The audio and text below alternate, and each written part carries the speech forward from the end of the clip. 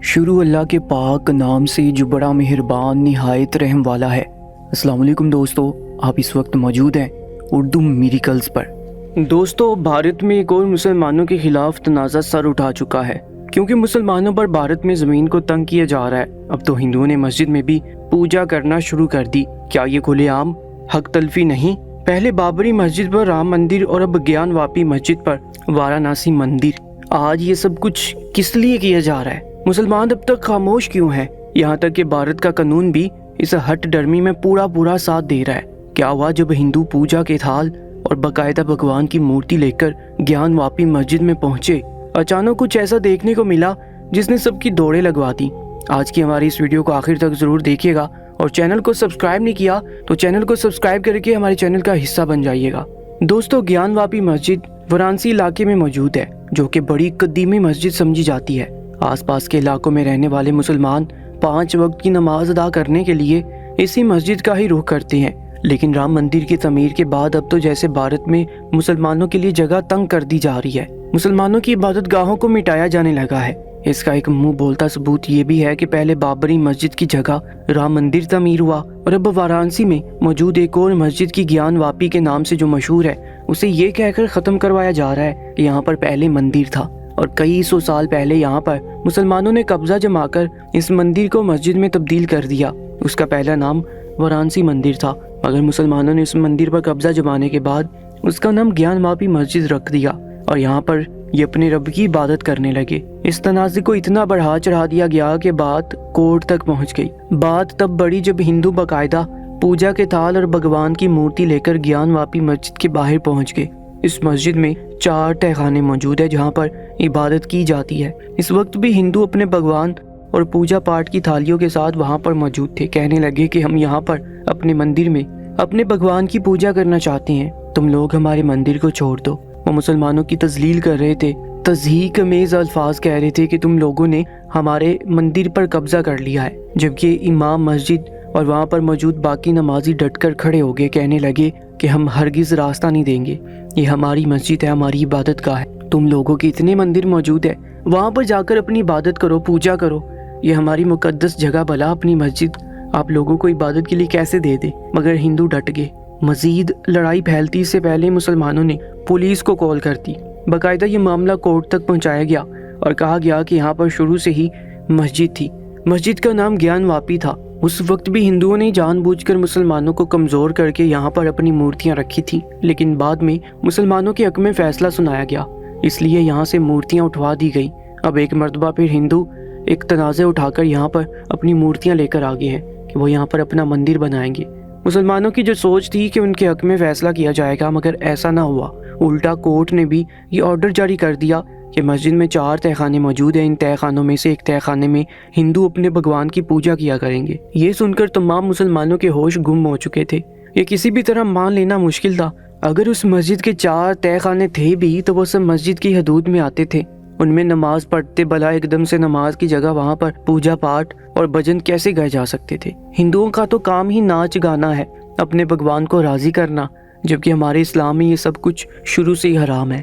इस तरह तो मुसलमानों की इबादत में खलल आ सकता था। फिर जो चीज़ या घर खुदा के नाम से मंसूब कर दिया जाए, भला वहाँ पर ऐसा शिर्क करना या इस बात के बारे में सोचा भी कैसे जा सकता है? मगर हिंदुओं के आगे इन बातों की कोई अहमियत ना थी। कोर्ट के इस फैसले ने नया तनाज़े खड़ा कर दिया। ये इजाज़त मिलते ही मस्जिद के बाहर ढोल और डंके बजाना शुरू कर दिए गए। हिंदू खुशी से नाचने लगे, नाच कर कहने लगे कि अब ये मस्जिद नहीं रही बल्कि हमारा मंदिर हो गई है, कि ज्ञान वापी मस्जिद का नाम हटाकर वाराणसी मंदिर रख दिया गया था। वाराणसी कोर्ट भी हिंदुओं के ही हक में फैसला सुनाने लगी। मुसलमान बेबस हो चुके थे। नाज़रीन गिरामी, मुसलमान बस अपना सब्र आजमाते रह के और हिंदू अपनी पूजा पाठ के थाल लेते हुए भजन गाते हुए मस्जिद में दाखिल हो चुके थे। अब उन सबका रुख एक तहखाने की जानिब था जहाँ पर यह पूजा पाठ की जानी थी। उस तहखाने में पहुंचे और मुसलमानों की मुकद्दसात को वहाँ से हटाने वाले थे कि वहाँ पर मुसलमान आगे कहने लगे कि हमारी मुकद्दसात को हाथ न लगाया जाए, हम खुद बाइज्जत तरीके से हटा लेंगे। इसके बाद मुसलमानों ने वहाँ पर पड़े हुए कुरान पाक और बाकी इस्लामिक कुतुब को उठा लिया और उनकी आंखों में आंसू थे। अल्लाह ताला से दुआ करने लगे कि कब जुल्म और जबर से उन्हें आज़ादी मिलेगी, क्यों उनकी ज़िंदगी दिन ब दिन भारत में तंग कर दी जा रही है। जबकि हिंदू तो खुश थे, مسجد میں کھڑے ہو کر اپنے رام بھگوان کے نعرے لگا رہے تھے۔ کچھ دیر بعد ہی اس تہہ خانے کو بالکل ایک مندر میں تبدیل کر دیا گیا تھا۔ باقاعدہ وہاں پر جیسے ہی ہاتھ میں اٹھائی ہوئی مورتی کو پنڈت زمین پر رکھنے لگا تو اچانک وہاں پر زلزلہ سا آ گیا۔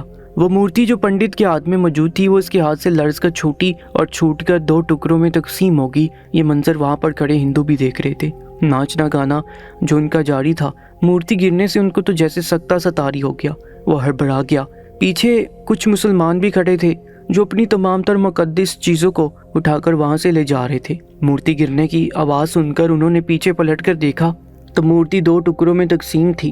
یہ دیکھ کر مسلمانوں نے چہرے پر ایک فاتحانہ مسکراہٹ سجائی اور پھر اللہ اکبر کی صدا بلند کرتے وہاں سے چلے گئے۔ فوراً اس مورتی کو وہاں سے اٹھایا گیا اور کہا گیا کہ دوسری مورتی لائی جائے جسے ہم یہاں پر مسجد میں رکھیں اور باقاعدہ یہاں پر رکھ کر پوجا پاٹ کا آغاز کریں۔ فوراً وہیں پر موجود ایک دکان سے دوسری بھگوان کی مورتی لائی گئی۔ جیسے اسے وہاں پر رکھا جانے لگا تو اچانک دھماکے کی آواز کے ساتھ وہ مورتی پھٹ گئی۔ کچھ سمجھ نہیں آ رہا تھا یہ سب کچھ کیا ہو رہا ہے۔ ہندوؤں کی بھرپور بےزتی ہو رہی تھی۔ باقاعدہ وہاں پر کھڑے باقی پجاری اور ہندو کہنے لگے کہ لگتا ہے مسلمانوں نے یہاں پر کوئی جادو ٹونا کروا رکھا ہے، یہاں تو کوئی ایسی ٹیکنالوجی انہوں نے استعمال کی ہے جس کی وجہ سے یہاں پر رکھی ہوئی مورتیاں ٹوٹ رہی ہیں۔